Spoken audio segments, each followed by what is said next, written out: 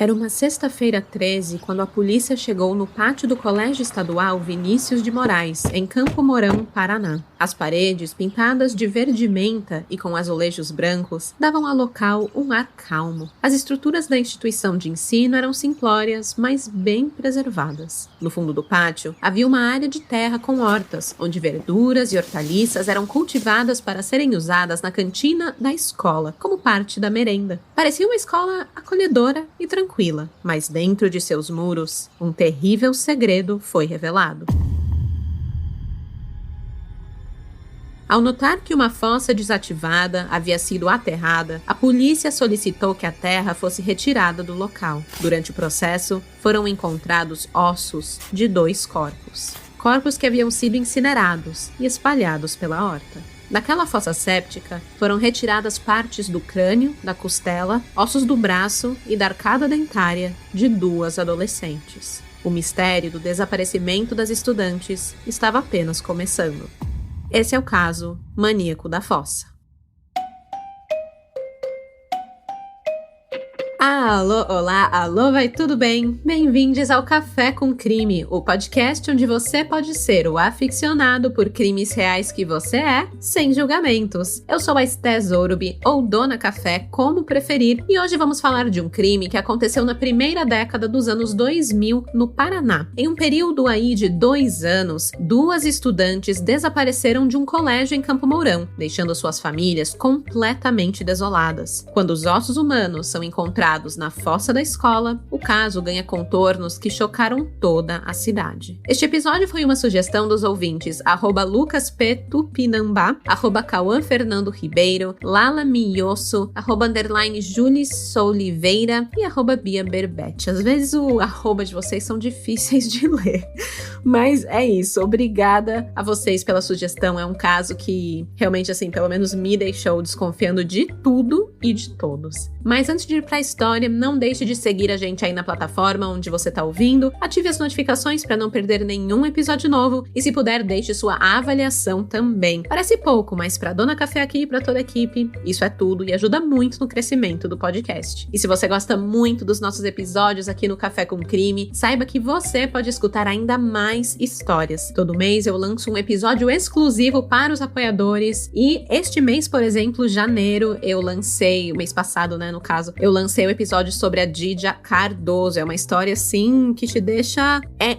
inacreditável. Envolve seita, envolve drogas, tudo dentro de uma família que tinha uma projeção muito boa no Amazonas, lá na cidade de Manaus. Enfim, se você quer escutar mais sobre esse caso, basta apoiar. Quando você apoia, você ganha acesso imediato aos mais de 50 episódios exclusivos, além de entrar para o nosso grupo de crimezeiros no WhatsApp. Eu vou deixar o link do Apoia-se ou da Aurelo na descrição aqui do episódio. Essas são as 2 plataformas por onde o Café com Crime aceita apoio. Super obrigada a todos que já contribuem de verdade. Vocês fazem esse podcast existir. E um pequeno alerta de lojinha no ar. O Café com Crime tá com uma loja aberta onde a gente tá proporcionando para vocês canecas, camisetas e bolsas do podcast. A gente faz as nossas vendas lá no site umapenca.com/café com crime. Então acesse lá para conhecer os nossos produtinhos. É uma oportunidade bem legal de você se presentear e reconhecer o crimezeiro verdadeiro que você é. Vou deixar o link da lojinha também na descrição do episódio. Bom, vamos lá. Lembrando, este podcast faz uso de efeitos sonoros, então se você puder, escute de fones de ouvido. E claro, vamos tratar de assuntos sérios e bastante pesados como violência e abuso sexual. Ouça a seu critério.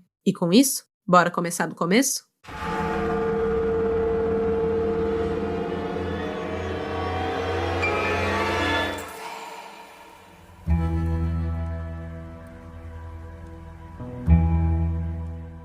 Na rua Pica-Pau, número 343, em Campo Mourão, Paraná, fica situado o Colégio Estadual Vinícius de Moraes. A história da instituição de ensino se iniciou em 1983, quando passou a funcionar para atender especialmente os moradores do conjunto habitacional Dr. Milton Luiz Pereira, mais conhecido como COAPAR. O colégio ficava no centro do Coapar, em um terreno triangular que era rodeado pelas mais de 400 casas do bairro. Quem se mudou para o local logo no início da Coapar lembra do local com muito carinho e guardam memórias nostálgicas de seu tempo por ali, inclusive da instituição de ensino que moldou milhares de alunos ao longo dos anos. Quase 40 anos depois, a escola continua sua missão, contando hoje com cerca de 600 alunos do ensino fundamental e ensino médio. Porém, a história do colégio não é lembrada por suas décadas de devoção e educação àquela comunidade vulnerável, mas sim a um duplo homicídio tenebroso que transformou o seu pátio em cena de crime. Nossa história aconteceu 18 anos atrás, em 2008. E para entender o crime, é necessário, primeiro, entender o contexto em que vivem os protagonistas dessa história. Vamos começar por Dimítria Laura Vieira Gênero. Ela era estudante do Colégio Estadual Vinícius de Moraes, tinha 16 anos quando desapareceu. Dimítria morava com a avó Marieta Ferreira Vieira, de 57 anos, pois a sua mãe, a filha da Marieta, havia falecido e o seu pai era usuário de drogas e a agredia constantemente. Marieta acolheu a neta, que já não suportava mais apanhar do próprio pai.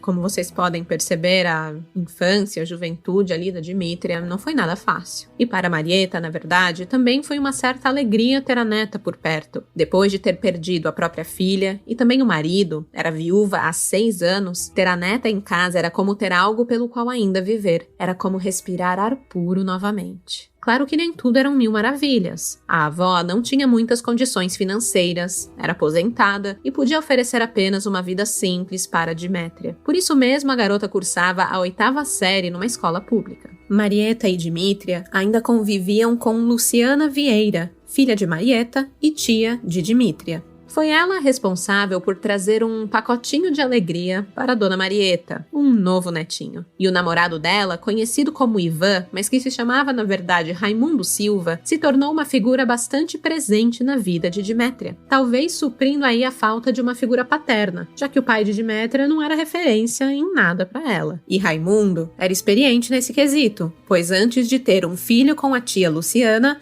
ele já era pai de outros 5 filhos de relacionamentos anteriores. Raimundo era zelador e trabalhava na escola Vinícius de Moraes. Estava lá há um tempão já, 18 anos para ser mais precisa. Conhecido como o zelador Ivan, ele era uma figura bastante conhecida que participava de programas de distribuição de leite a famílias carentes ali do bairro. Ele até chegou a disputar uma vaga na Câmara de Vereadores no ano 2000, concorrendo pelo PSB, mas não foi eleito. Recebeu apenas 11 votos. Fato é que ele parecia ser uma boa influência na vida de Dimétria. Como ele trabalhava no colégio onde ela estudava, Raimundo tinha a possibilidade de criar laços com Dimétria tanto no seu ambiente familiar como no escolar. O tio postiço queria essa aproximação com a garota e presenteava a neta de Marieta com roupas, sapatos, ursinhos de pelúcia e até mesmo flores, além de buscar a adolescente todos os dias no colégio. Essa aproximação toda, na verdade, chegou a incomodar um pouco Marieta, que achava tudo muito excessivo, mas não adiantava pedir para Raimundo dar mais espaço para Dimétria, ou até mesmo proibir que eles não fossem mais amigos. O homem sempre dava um jeito de estar por perto. Marieta chegou a dizer que ele não largava dela. Eu vim nesse portão várias vezes pedir para ele largar do pé dela, e ele disse que não tinha nada a ver, que ele tinha ela como pai, porque o pai maltratou ela, e ele era como um pai para ela. Dimétria parecia não se importar. Ela via Raimundo como um amigo, um confidente, tanto que contou para ele que tinha arranjado um namoradinho. Dimétria estava trocando mensagens com o rapaz, mas ele vivia em outra cidade, então precisava viajar para o encontrar. E quem ela convidou para essa viagem? Sim, o zelador do colégio e seu tio postiço, Raimundo. Mas nada de perder a aula por namoradinho. Seria necessário esperar. Nas férias de julho de 2008, o momento desse passeio finalmente chegou e Dimétria estava feliz da vida. Ela avisou a avó Marieta que iria viajar para Arapongas em companhia de Ivan para visitar o namorado. Pegou suas coisinhas e saiu de casa para encontrar o zelador. E depois disso, Marieta nunca mais viu a neta.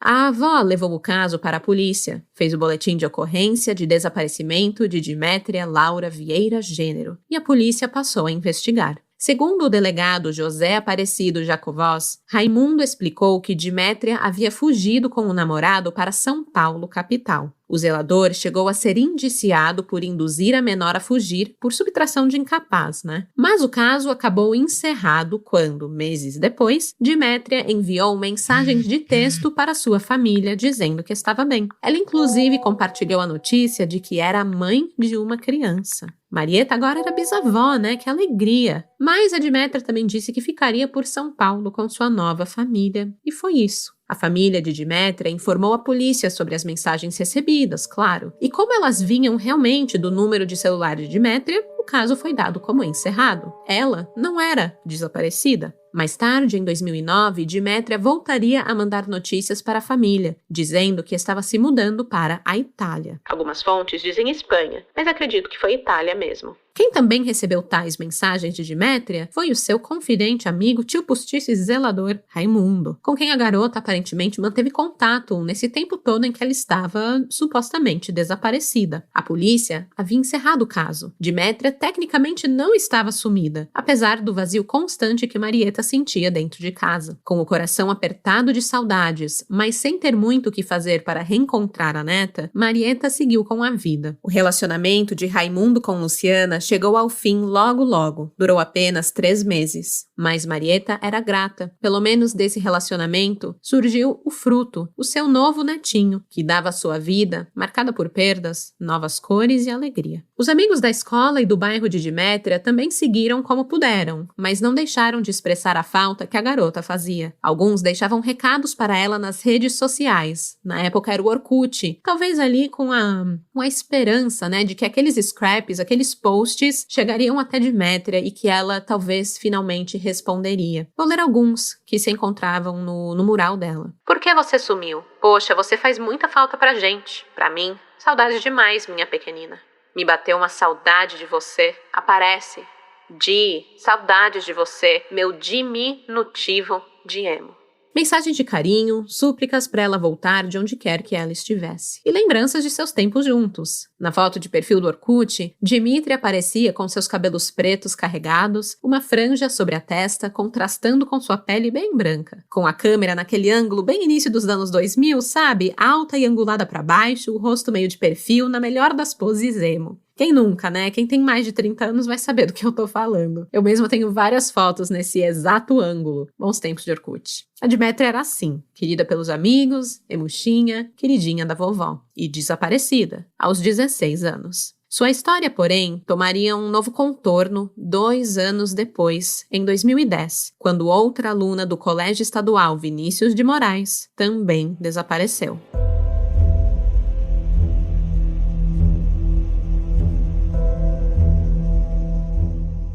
Yara Pacheco de Oliveira tinha frequentado o ensino médio no Colégio Estadual Vinícius de Moraes. Ela tinha 19 ou 21 anos, as fontes divergem, mas era a filha caçula de Maristela Pacheco. E também, alguns locais dizem que ela era a melhor amiga de Demétria. Ela tinha longos cabelos pretos, bem lisos, olhos escuros, emoldurados por sobrancelhas finas, muito bem feitas e cuidadas. Nas férias de janeiro de 2010, Yara saiu de casa com R$50 no bolso e disse que iria na padaria comprar pão. O seu namorado estava chegando para visitar de Cascavel e a garota queria garantir que seu hóspede teria o que comer em sua casa. Foi a última vez que Maristela viu a filha. O desaparecimento de Yara se somou a uma lista de tragédias e dores que Maristela já carregava em sua vida. Nascida em Roncador, Paraná, em 1959, Maristela era órfã. Ela perdeu a mãe no próprio parto e nunca chegou a conhecer o pai. Foi criada por sua parteira, mas alguns anos depois, ainda criança, essa sua mãe adotiva também faleceu. Ainda jovem, ela se casou com um taxista e com ele teve filhos, incluindo a Yara. Mas o homem foi assassinado em Cascavel, no sul do país. Para sustentar sua família, sozinha, Maristela trabalhou como boia fria e não teve tempo de estudar, sendo analfabeta. A sua saúde também estava debilitada. Tinha diabetes e, como resultado, perdeu parte da visão. Descobriu um início de hanseníase e, ao mesmo tempo, um câncer de pele. Foi nessas condições, aos 52 anos, que Maristela implorou ao delegado-chefe José Aparecido Jacovós para ele encontrar sua filha. Desesperada, ela chegou a prometer se ajoelhar aos pés do delegado, caso ele elucidasse o mistério que cercava o sumiço de Yara. Além do desespero, Maristela sentia uma pontada de culpa. Não culpa no sentido de ser responsável por nada, não é isso que eu estou dizendo. Mas sabe aquele pensamento intrusivo de que ela poderia ter feito algo pela filha, que a Yara não precisava ter ido à padaria? Eu senti isso ao ver Maristela lamentar sobre a última interação que ela teve com a filha. Maristela relatou. Ela disse: "Mãe, eu vou lá comprar pão e já volto. Eu pedi se ela queria que eu fosse na padaria, porque o namorado estava chegando de Cascavel, mas depois disso, nunca mais a vi."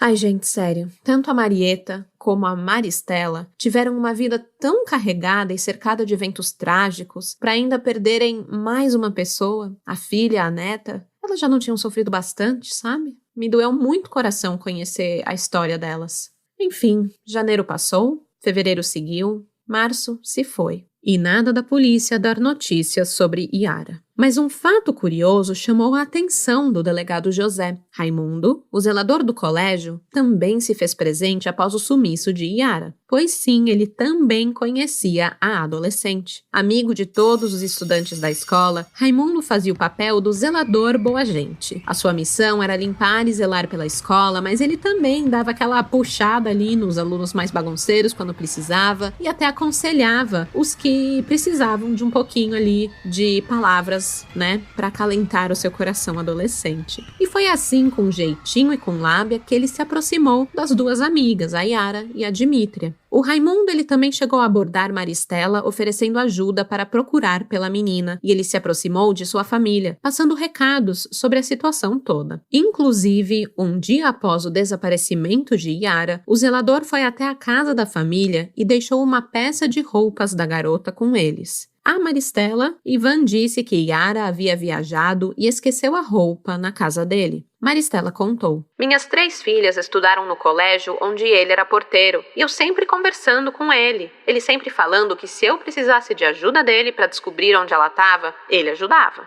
Foi por conta do desaparecimento de Yara e toda essa interação esquisita que a polícia de Campo Mourão resolveu retomar a investigação sobre o desaparecimento de Dimítria, 2 anos após terem encerrado o caso por conta da mensagem supostamente enviada pelo celular da garota. É que com uma nova estudante desaparecida e a presença de Ivan novamente chamando a atenção, o delegado José Aparecido Jacovós decidiu que ainda havia pontos obscuros a serem esclarecidos no caso de Dimítria e reabriu o inquérito. A primeira pessoa que ele chamou para depor novamente foi Ivan. Hora depois do homem prestar o seu segundo depoimento e voltar para casa, um fato inédito aconteceu. Dimítria, que não se comunicava com a família há 1 ano, envia uma nova mensagem de texto pelo seu celular. Dessa vez, a garota afirmava ao seu pai que estava vivendo de fato na Itália e, portanto, não estava desaparecida. Ela pedia para que a queixa contra Raimundo fosse retirada. Dessa vez, a polícia verificou a procedência da mensagem. Ao rastrear a localização do chip da operadora, foi possível comprovar que Dimítria não estava na Itália, como dizia. O rastreamento revelou que as mensagens estavam sendo enviadas através de torres de operadoras localizadas no Paraná, mais precisamente em Campo Mourão.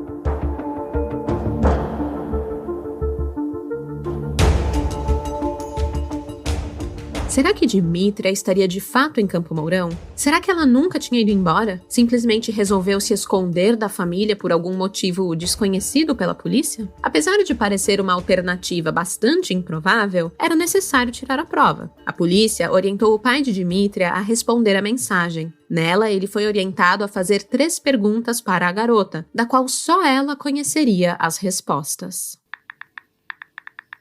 Por um lado, a família de Dimítria queria acreditar que ela realmente estava bem por aí, por mais que isso trouxesse uma tristeza profunda ao se deparar com a realidade de que Dimítria escolheu se afastar deles, por vontade própria. Mas pelo menos ela estaria bem. O coração batia pela boca, naqueles minutos que se passaram, até que a mensagem fosse respondida. E aí, o mundo desabou.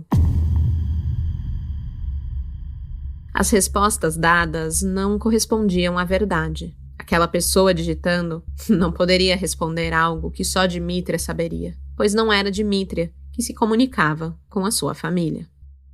Mas quem seria? E onde estaria Dmytria? A resposta para todos esses questionamentos logo vieram do diretor do Colégio Estadual Vinícius de Moraes. Seu nome era Cláudio Pereira. Ele notou que o zelador, o Raimundo, estava agindo de uma forma estranha. Ele se aproximou dele e, com muita inteligência, criou ali um espaço seguro, de confiança, para que Raimundo se abrisse e conversasse. Cláudio pediu para Raimundo contar para a polícia caso tivesse feito algo errado. Mas o Raimundo ele não quis conversar com a polícia. Ele dizia que uma voz falava para ele não contar às autoridades. Ele simplesmente não poderia, mas resolveu contar tudo para o diretor do colégio.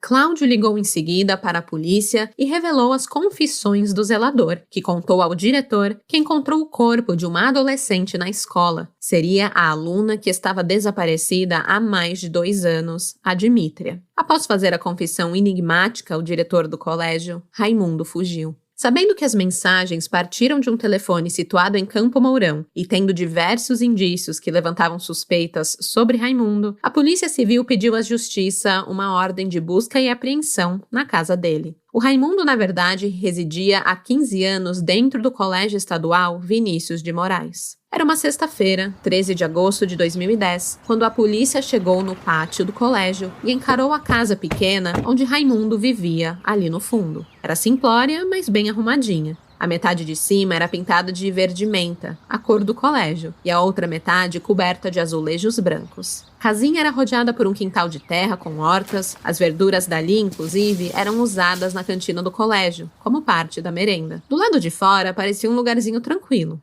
mas dentro, um terrível segredo foi revelado. Na casa de Ivan, foram encontrados vários filmes e revistas pornográficas, fotos de adolescentes nuas e um celular em que tinha arquivada uma das mensagens que Dmytria supostamente teria enviado à família. O aparelho foi identificado como sendo o próprio celular de Dmytria. Aliás, voltando um pouquinho aqui nas fotos das adolescentes nuas, como ele tinha fotos de menores de idade nessa situação, a polícia pediu para quebrar o sigilo eletrônico do e-mail do Raimundo e verificar se ele compartilhava imagens pornográficas de crianças com outras pessoas. Isso poderia configurar uma rede de pedofilia. Mas essa informação, apesar dele poder ter sido indiciado por divulgação de fotos de menores, sempre que eu falo por pedofilia, alguém surge falando pedofilia não é crime, mas vocês entendem o que eu tô falando, né? Enfim, ele poderia ter sido indiciado por isso, mas eu não encontrei informações se essa parte foi pra frente, né? Se o caso realmente foi pra esse lado de imagens compartilhadas de crianças aí em uma rede. Mas voltando pro caso. Em vários pontos da casa também foram encontradas roupas femininas. Depois, parentes de Yara reconheceram as vestes como sendo da garota.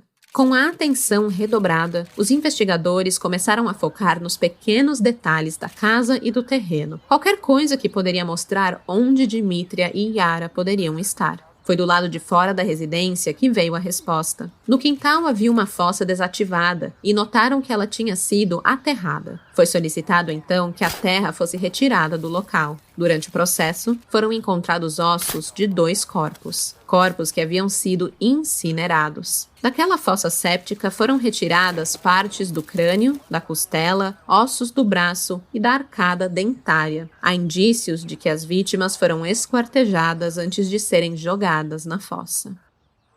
Apesar de todos os indícios, não dava ainda para afirmar que os ossos pertenciam realmente a Dmytria e Yara. As ossadas foram encaminhadas ao Instituto Médico Legal de Curitiba para serem examinadas. Apesar de terem sido recolhidas pelo IML de Campo Mourão, é na capital que eles poderiam fazer os exames necessários, pois era lá que eles tinham o laboratório para o exame de DNA, que confirmaria se de fato aqueles ossos pertenciam a Dmytria e Yara. O material genético de familiares das 2 garotas também foi encaminhado junto com os ossos para fazer essa comprovação. As aulas no colégio, que seriam reiniciadas na segunda-feira, foram suspensas por conta das investigações e escavações que ocorreram no quintal do zelador. Além das aulas suspensas, o diretor Cláudio foi afastado de suas funções e foi aberto um processo administrativo para investigar o seu grau de conhecimento em relação às ações do zelador. No fim das contas, não foi descoberta nenhuma relação entre o diretor e os crimes. Mas Cláudio também chegou a ser preso por porte ilegal de arma.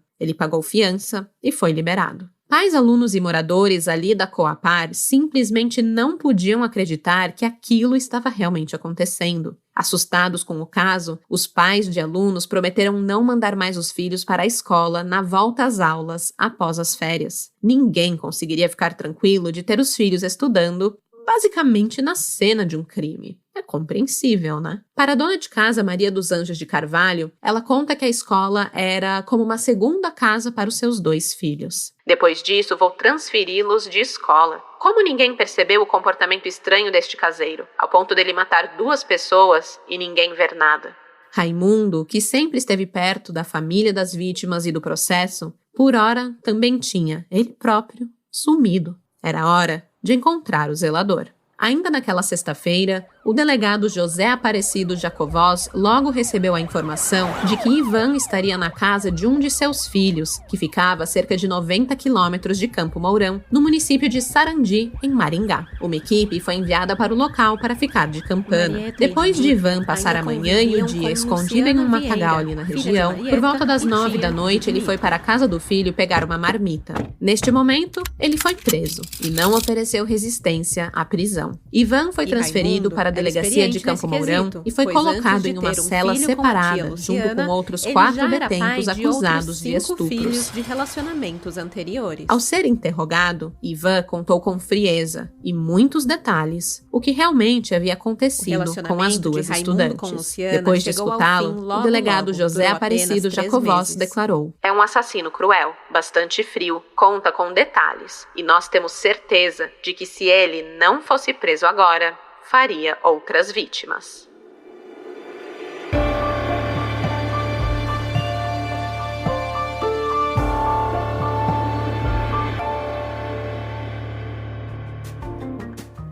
É tenso. Por isso, vamos dar uma pausa e falar de uma coisa leve. Não precisa ser um Benoit Blanc ou um Hercule Poirot para notar que fevereiro chegou chegando, com um calor que não tá dando trégua e os compromissos se empilhando. E mesmo querendo manter o ritmo e as promessas de ano novo, o corpo começa a sentir. E aí, como resolver esse caso? Em toda investigação, chega um momento em que a gente percebe que o problema não era tão complexo assim. Apenas faltava uma peça-chave para tudo fazer sentido. E no caso de fevereiro, essa peça-chave é uma peça de roupa. A Insider entrou no meu dia a dia quase como uma pista discreta. Nada chamativo, mas entregando. A Insider não é aquela roupa especial, guardada para um momento específico. Ela é a roupa que acompanha o seu ritmo real, do treino leve de verão, à caminhada, do trabalho ao deslocamento, da rotina, cheia, até aquele carnaval que já tá batendo aí na porta. Cada peça é a chave que fecha minha investigação, traz resposta para o que estava incomodando e solução para uma rotina cheia de movimento. E hoje, essa nossa investigação termina com vantagem. O meu cupom especial, Café com Crime, que dá 20% off para novos clientes da Insider e 10% para você, que já é Insider. E mais, pagando no Pix, só hoje, dia 5 de fevereiro, ainda soma mais 10% off, além dos descontos do site. O link tá na descrição deste episódio. Obrigada, Insider, por acompanhar o nosso ritmo sempre. E com isso, podemos voltar pro caso. Starting a business can seem like a daunting task, unless you have a partner like Shopify. They have the tools you need to start and grow your business. From designing a website to marketing to selling and beyond, Shopify can help with everything you need. There's a reason millions of companies like Mattel, Heinz, and Allbirds continue to trust and use them. With Shopify on your side, turn your big business idea into... Sign up for your $1 per month trial at shopify.com/special offer.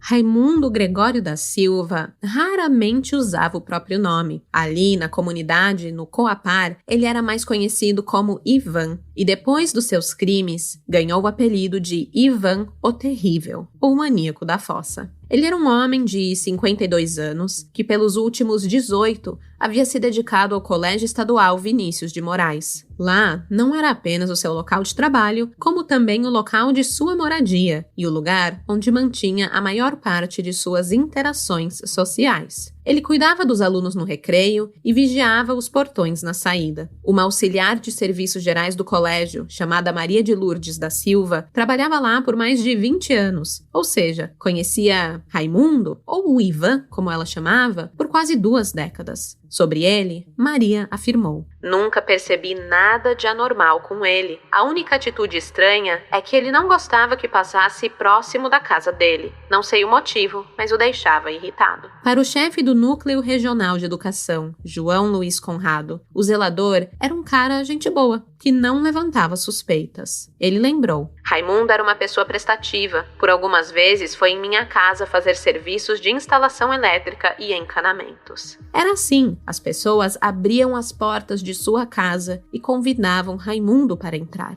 O zelador era um sujeito franzino, baixinho e magro, tido pela maioria daqueles do seu convívio como gente boa, conversador e amigo. Nada nos seus traços ou personalidade poderiam alertar para o segredo sombrio que ele escondia. Dá até para entender alguém do trabalho dele não ter suspeitado de nada. Afinal, são só pessoas do trabalho. E, às vezes, as pessoas usam máscaras no trabalho, né? Mas até pessoas do convívio próximo de Ivan, o Terrível, não tinham ideia de que ele era Ivan, o Terrível. Ele até mesmo enganou a tia de Dimítria, a Jussara, que agora era mãe de um dos seus filhos, mulher com que ele se relacionou aí por, no mínimo, 3 meses. Ele se aproximou da família, enganou todos, se fez de homem bom, referência paterna. Marieta, a avó de Dimítria, afirmou: Como ele era muito labioso com todo mundo, a gente jamais ia desconfiar que ele pudesse fazer uma maldade com ela. Minha filha também se envolveu com ele.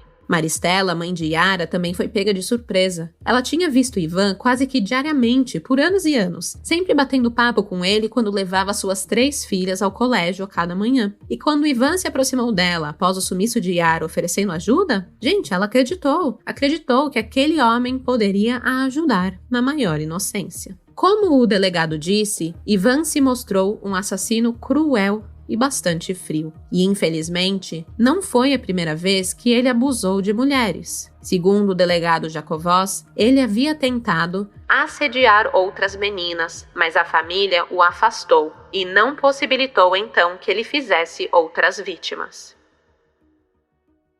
No celular do zelador, policiais também encontraram fotografias de 2 professoras da escola. Algumas fotos mostravam os seios e as costas de uma delas. As imagens foram feitas sem o consentimento das professoras, que fique bem claro. Ivan, o Raimundo, afirmou que a primeira eu sentia atração por ela, a outra fiz as fotos por fazer. Não sei exatamente como ele conseguiu fazer aquelas fotos, ou em que situação ele tirou fotos dos seios da professora. Mas ele fez porque ele tinha uma cabeça ali, onde, eu tenho atração, então é o meu direito fazer essa foto. E a outra ele fala que fez por fazer. Como é que você faz? Sabe? Não faz sentido. As palavras dele completamente, na minha opinião, desconexas, apenas desculpinhas. Durante as minhas pesquisas, eu assisti uma reportagem no YouTube que tratava da prisão do Raimundo. E foi ali na seção dos comentários do canal Site TV em Ação que eu li 2 relatos que me chamaram a atenção. Que fique claro, né? Não dá pra saber na confiabilidade de comentários no YouTube, qualquer um escreve qualquer coisa. Mas eu achei interessante ler aqui ele pra vocês, porque traz 2 perspectivas. Uma de uma pessoa que diz ter sido uma vítima em potencial e outra de uma pessoa que gostava do Raimundo. O primeiro desses comentários dizia: Uma vez, esse cara tentou me atrair para a casa dele, quando eu tinha apenas 10 anos. Mas eu não fui, porque fiquei com medo. O segundo comentário foi o seguinte: Eu conheci esse homem quando eu era criança. O Ivan me carregou no colo, foi muito amigo do meu avô. Eu morei no fundo dessa escola, cuja casinha humilde feita de madeira já foi demolida, assim que minha avó faleceu e o meu avô foi embora de lá com minha mãe e eu. O Ivan ia tocar violão para mim, cantar. Sempre foi um homem muito bom e educado. Ajudou muito meus pais, avós e minha mãe. Quando assisti essa reportagem e reconheci ele, eu nem quis acreditar. Fiquei de boca aberta, porque jamais imaginei que ele seria capaz de fazer o que fez. Justamente ele. É pra você ver, nem sempre conhecemos bem aquele que achamos conhecer. É uma lamentação. E realmente, foi um choque para todos conhecer este outro lado do Ivan. Foi um choque para todos entender que ele atraía crianças para sua casa. Inclusive, a polícia encontrou na sua casa revistas e doces que acreditavam que ele usava realmente para atrair crianças ali para dentro. Um outro conhecido de Ivan, chamado... Eu estou falando Ivan, é Raimundo, né? Mas é que o apelido dele era Ivan, e aí a galera mais próxima dele, quando se refere a ele, sempre vai falar Ivan, em vez de Raimundo, né? O nome Raimundo aparece mais quando são os relatos oficiais da polícia, que aí a gente fala Raimundo. Mas vamos lá, outro conhecido do Ivan/Raimundo se chamava Adilson Francisco. Ele trabalhava como serviços gerais no colégio e afirmou que ele sempre via crianças chegando no portão da casa do zelador. Os vizinhos do Ivan achavam que estavam se juntando ali, aquela criançada toda, para combinar de jogar bola ou algo do tipo. O Adilson afirma. Mas talvez já era por outros motivos. Depois que aconteceu isso aí. De sexta-feira pra cá, descobrimos e estamos chocados que isso aconteceu aí. Outros episódios estranhos também aconteciam no pátio do colégio. Uma estudante chamada Andréia Amorim afirmou. Eu sempre achava que ele colocava muito fogo aqui. Ainda brigava com ele e falava, Ivan, por que tanto fogo? E ele dizia, mas eu coloco à noite, não tá incomodando vocês. Se você tiver algum galho, pode colocar aqui. Eu sempre cortava árvores, e ele falava para eu colocar ali, para dentro, e queimar.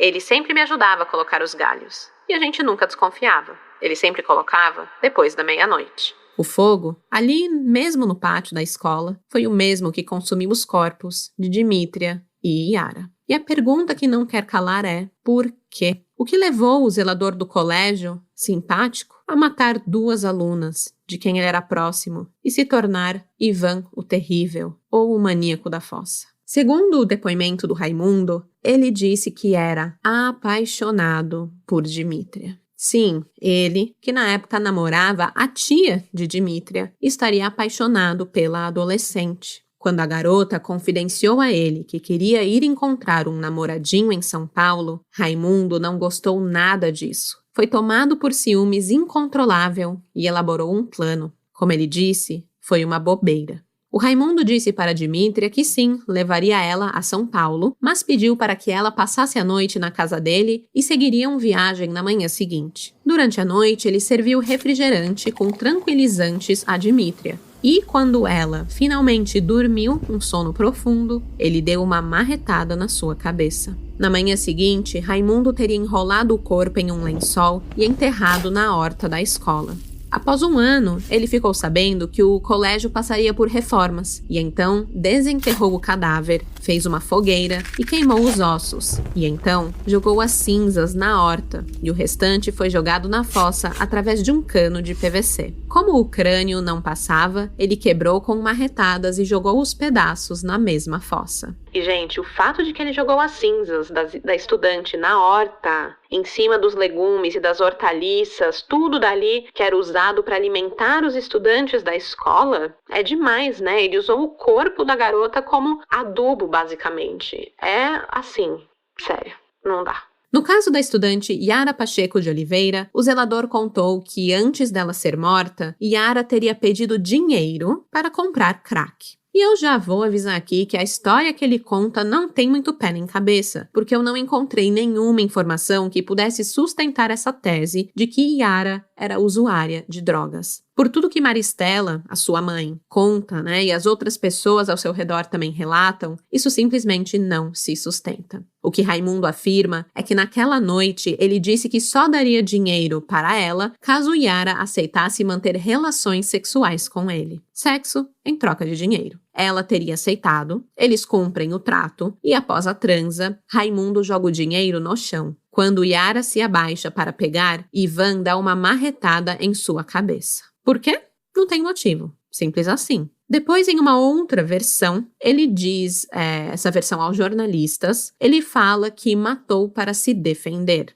Conta outra, né? Ele explicou que, após consumir drogas, Yara teria ficado sem controle, nervosa e extremamente violenta, e por isso teria a matado. Ele diz: tivemos relações sexuais, dei dinheiro, mas ela queria mais. Ficou nervosa e começou a pegar minhas coisas de dentro de casa. Joguei uma moeda no chão. Quando ela se abaixou, dei uma marretada. Ela ficou tonta, dei outras 2. De novo, pra mim, isso não faz sentido, porque primeiro ele fala que ela foi lá pra pegar dinheiro pra consumir drogas, né? Depois ele diz que ela já tinha consumido drogas e estava sem controle, e aí ele teve que matar ela pra não morrer. Então, versões contraditórias que simplesmente não se sustentam. Enfim, em seu segundo assassinato, o Raimundo usou do mesmo método para ocultar o corpo de Yara. No dia seguinte, o cadáver foi enterrado na mesma horta onde ele havia colocado o corpo da Dmítria. Após 45 dias, Raimundo desenterrou o corpo de Yara, fez uma fogueira,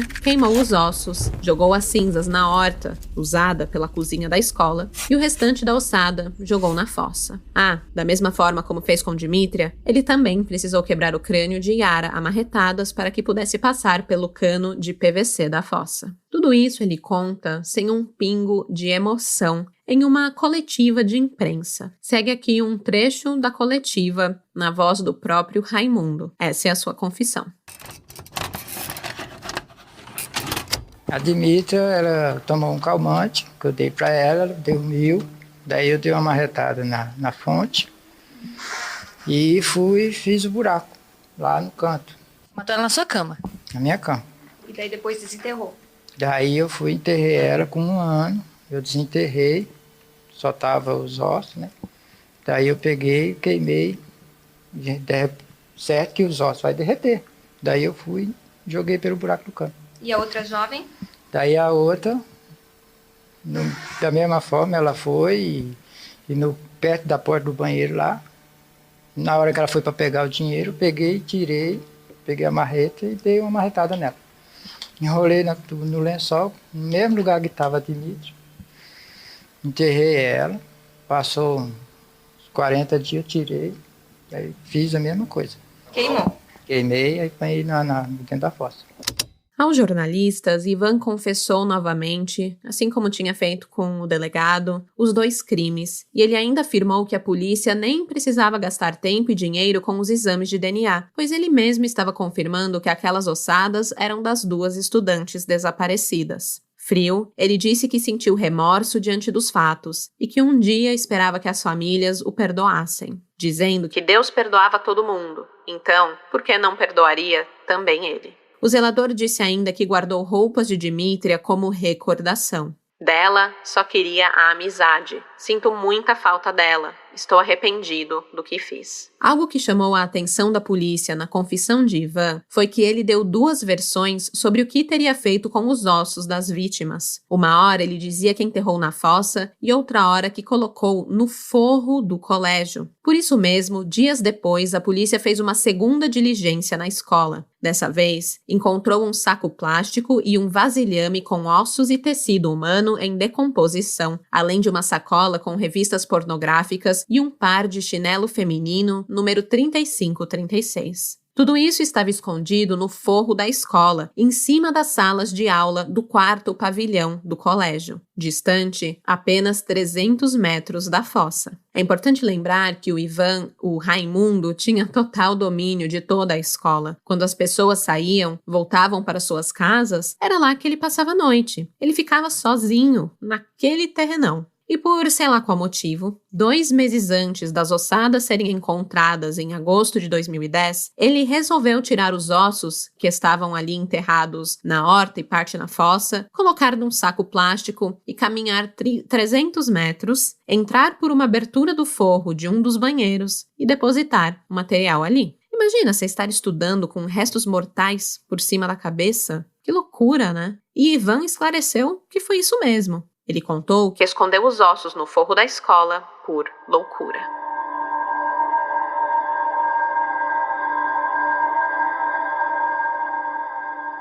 Apesar da confissão e todos os indícios, Ivan ainda não poderia ir a julgamento ou ser acusado dos homicídios de Dmítria e Yara, pois faltava a comprovação de que aquelas ossadas eram realmente das garotas. E isso só com o exame de DNA, que, demorou mais de 1 ano para sair. Enquanto isso, a revolta e a dor tomou conta dos moradores da Coapar. Com medo da população realizar um atentado contra a casa do zelador, a família de Raimundo, os seus filhos, requereu e assinou um termo de responsabilidade com a Polícia Civil, autorizando a retirada dos objetos de Ivan da sua casa. 5 policiais militares recolheram, no dia 20 de agosto, toda a mudança que estava na casa do zelador. Todos os objetos foram fotografados, relacionados, catalogados bonitinho e colocados em um caminhão-furgão, transportados para o batalhão da Polícia Militar. Lá, os objetos ficaram à disposição dos familiares de Raimundo para retirarem quando quisessem. E eu não duvido que realmente as pessoas poderiam ter ficado tão revoltadas de quererem realizar um atentado, porque todos ali se sentiam enganados, lesados, traídos por aquele homem que sorria de forma simpática na porta da escola todas as manhãs e tardes. Revoltada, a mãe de Yara, a Maristela Pacheco, clamou: Espero que ele nunca mais saia da cadeia. A atitude dele é de monstro. Ele sempre ia lá em casa buscar minha filha para sair, mas eu nunca imaginei que ele faria o que fez. Apesar da dor de ter encontrado a filha morta, a resolução do caso levou Maristela a cumprir a promessa que havia feito nos primeiros dias do desaparecimento de sua filha. Ela foi até o delegado-chefe da 16ª Subdivisão Policial, o José Aparecido Jacovós, e ajoelhou-se aos seus pés, em agradecimento por ter encontrado Yara. Tanto Maristela quanto Marieta só queriam poder honrar as meninas que partiram, dando a elas um sepultamento digno. Mas isso ainda não era possível, pois as ossadas se encontravam em Curitiba. De acordo com a assessoria de imprensa da Secretaria de Segurança Pública do Paraná, a demora para saber se os ossos eram mesmo das 2 garotas se deu por conta da deterioração do material. Os restos mortais teriam sido primeiramente queimados, depois submersos em uma fossa. Então aí você tem calor, você tem mofo, você tem de tudo, né? Aliado a isso, ainda soma-se o fator da umidade, e diante desse quadro todo, séries de baterias já tinham sido realizadas para tentar determinar de quem eram aqueles ossos, mas os exames não tinham resultados conclusivos. Por isso, 1 ano se passou desde o descobrimento das ossadas e nada do resultado do DNA.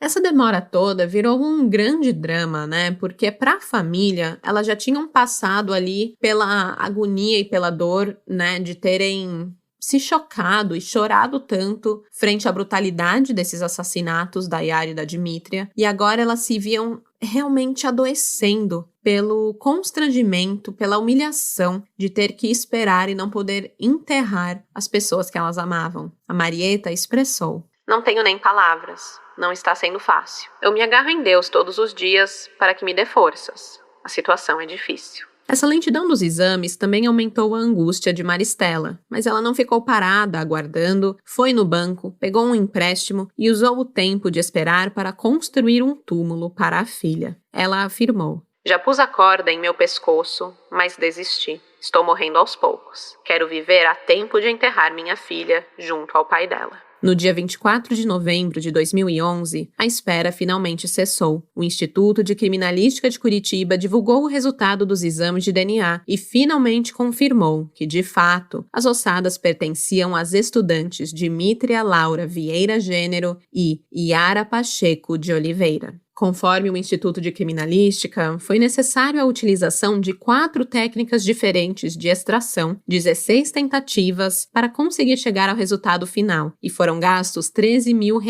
nos testes de DNA. Ao todo, foram 10 meses de trabalho. Isso porque, apesar dos ossos das meninas terem sido encaminhados para análise em outubro de 2010, os exames de fato só tiveram início em dezembro daquele ano, tudo por falta de recursos para a compra de reagentes.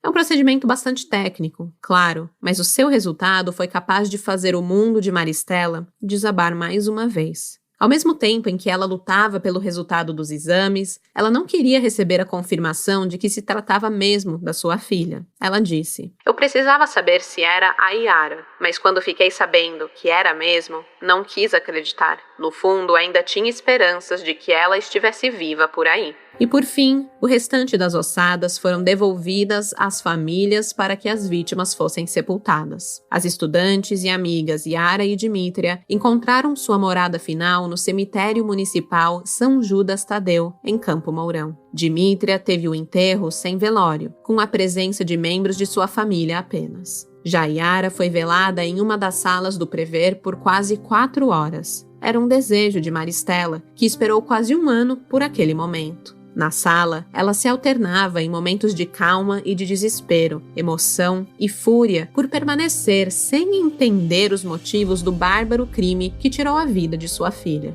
Depois do velório, os parentes e amigos de Yara presenciaram o ritual de sepultamento. Após o enterro da filha, Maristela disse que se sentia mais calma e aliviada, apesar do trauma e do vazio deixado por Yara permanecer para sempre. Uma tragédia que não podia ser desfeita.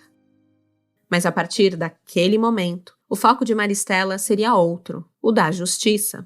Vou ser forte e aguardar o julgamento. Quero justiça. Ele vai ter que pagar pelo que fez.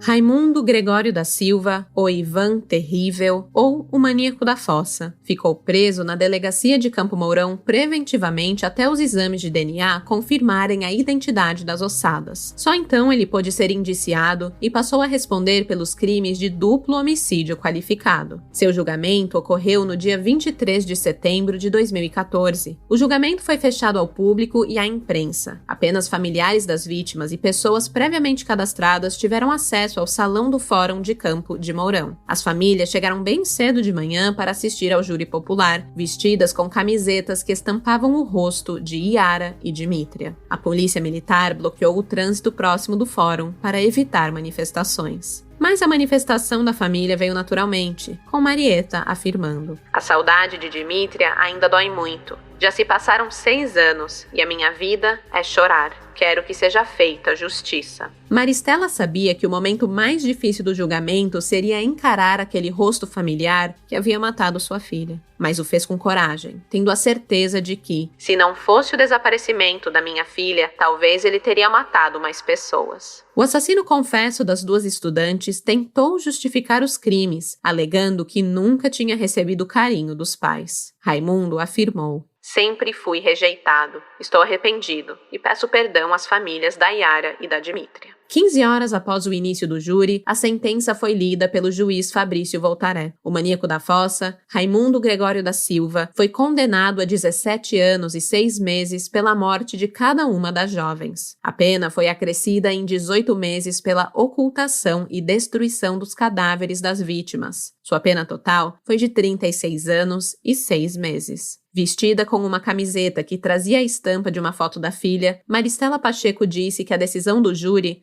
deu um certo alívio, mas que ela esperava mais. Eu esperava que ele pegasse pelo menos uns 60 anos de cadeia. Acho que ele tinha que passar o resto da vida na prisão. Não tenho dó e nem piedade. Raimundo cumpre pena no presídio de Cruzeiro do Oeste, onde está preso desde 2010. Dentro do presídio, ele passa o tempo lendo livros e fazendo crochê, parte de um projeto de artesanato. Ele teve todos os pedidos de mudança de regime para prisão domiciliar negado, mesmo sendo maior de 60 anos de idade durante a pandemia. Pela gravidade de seus crimes, a justiça entendeu que ele deve cumprir o regime fechado.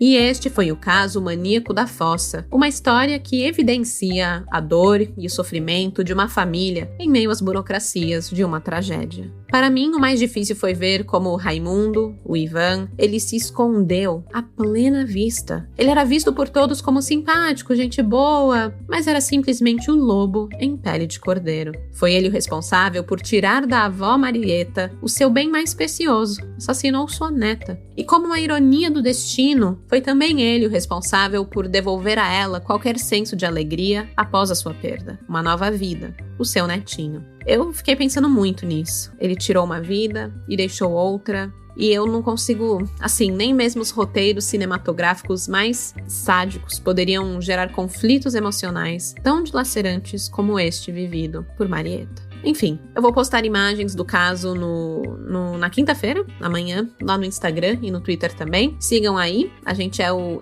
@cafécomcrime, no Twitter, na verdade, é @caféccrime. Comentem lá comigo o que vocês acharam deste caso. Eu volto daqui a 2 semanas, não na próxima quarta, mas na outra, com um novo episódio pra vocês. E até lá, desconfiem de marmanjos de 50 anos que gostam de ser BFFs, confidentes de adolescentes de 16. Porque de desgraça, já basta esse podcast. Tchau, tchau.